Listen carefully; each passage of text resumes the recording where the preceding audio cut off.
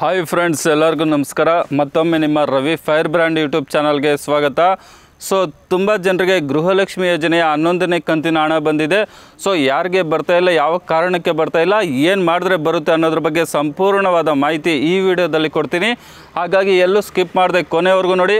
ಅದೇ ರೀತಿಯಾಗಿ ಇಲ್ಲಿವರೆಗೂ ನಮ್ಮ ಯೂಟ್ಯೂಬ್ ಚಾನಲನ್ನು ಯಾರೆಲ್ಲ ಸಬ್ಸ್ಕ್ರೈಬ್ ಮಾಡ್ಕೊಂಡಿಲ್ವೋ ಅಂಥವ್ರು ಕೂಡ ಸಬ್ಸ್ಕ್ರೈಬ್ ಮಾಡ್ಕೊಳ್ಳಿ. ರಾಜ್ಯದಲ್ಲಿ ಕಾಂಗ್ರೆಸ್ ಸರ್ಕಾರ ಬಂದಾಗಲಿಂದ ಈಗಾಗಲೇ 10 ಕಂತಿನ ಹಣವನ್ನು ಹಾಕಿದ್ದಾರೆ. ಅಂದರೆ ಇಲ್ಲಿವರೆಗೂ ಟೋಟಲ್ ಆಗಿ 20,000 ರೂಪಾಯಿ ಹಣವನ್ನು ಹಾಕಿದರೆ ಈಗ ಕೆಲವರಿಗೆ ಮಾತ್ರ ಗೃಹಲಕ್ಷ್ಮಿ ಯೋಜನೆಯ ಹಣ ಬರ್ತಾ ಇದೆ, ಮತ್ತು ಕೆಲವರಿಗೆ ಬರ್ತಾ ಇಲ್ಲ.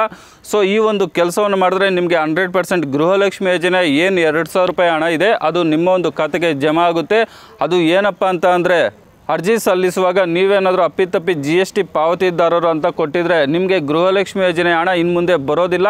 ಅದೇ ರೀತಿಯಾಗಿ ಇಲ್ಲಿವರೆಗೂ ಯಾರೆಲ್ಲ GST ಪಾವತಿದಾರರು ಇದ್ದೀರಾ ಅವರು ಗೃಹಲಕ್ಷ್ಮಿ ಯೋಜನೆಯ ಹಣವನ್ನು ಪಡೀತಾ ಇದ್ದರು. ಇನ್ನು ಮುಂದೆ ಅವ್ರಿಗೆ ಗೃಹಲಕ್ಷ್ಮಿ ಯೋಜನೆ ಹಣ ಬರೋದಿಲ್ಲ. ಈಗಾಗಲೇ 1,78,000 ಮಂದಿಯನ್ನು GST ಪಾವತಿದಾರರೆಂದು ಗುರುತಿಸಿ ಅವರಿಗೆ ಗೃಹಲಕ್ಷ್ಮಿ ಯೋಜನೆ ಹಣ ಹಾಕೋದಿಲ್ಲ.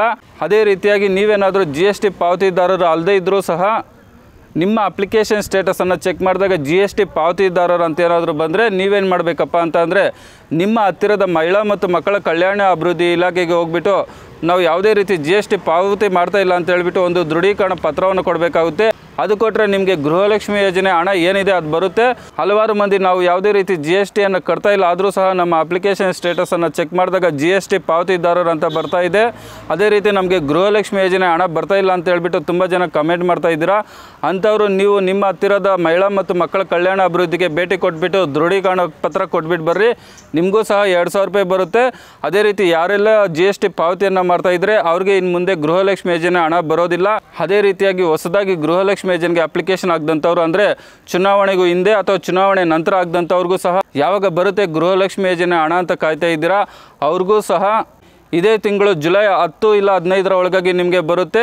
ಅದೇ ರೀತಿಯಾಗಿ ಜೂನ್ ತಿಂಗಳ ಹಣ ಬಂದುಬಿಟ್ಟು ಜುಲೈ 15ರ ಒಳಗೆ ಬರುತ್ತೆ. ಅದೇ ರೀತಿಯಾಗಿ ಜುಲೈ ತಿಂಗಳ ಹಣ ಬಂದುಬಿಟ್ಟು ಜುಲೈ 15ರ ನಂತರ ನಿಮಗೆ ಟೋಟಲ್ ಆಗಿ 4,000 ರೂಪಾಯಿ ನಿಮ್ಮ ಒಂದು ಖಾತೆಗೆ ಜಮಾ ಆಗುತ್ತೆ. ನಿಮಗೆ ಗೃಹಲಕ್ಷ್ಮಿ ಯೋಜನೆ ಬಗ್ಗೆ ಏನೇ ಡೌಟ್ ಇದ್ರೂ ಕಮೆಂಟ್ ಮಾಡಿ, ಅದಕ್ಕೆ ಸಂಬಂಧಿಸಿದಂತಹ ವಿಡಿಯೋವನ್ನು ಅಪ್ಲೋಡ್ ಮಾಡ್ತೀನಿ. ಅದೇ ರೀತಿಯಾಗಿ ನಮ್ಮ ಒಂದು ಚಾನಲನ್ನು ಕಂಟಿನ್ಯೂ ಆಗಿ ನೋಡ್ತಾ ಇರಿ. ಸೊ ವಿಡಿಯೋ ನೋಡಿದ್ದಕ್ಕೆ ತುಂಬ ಧನ್ಯವಾದಗಳು. ಬಾಯ್, ಟೇಕ್ ಕೇರ್ ಫ್ರೆಂಡ್ಸ್.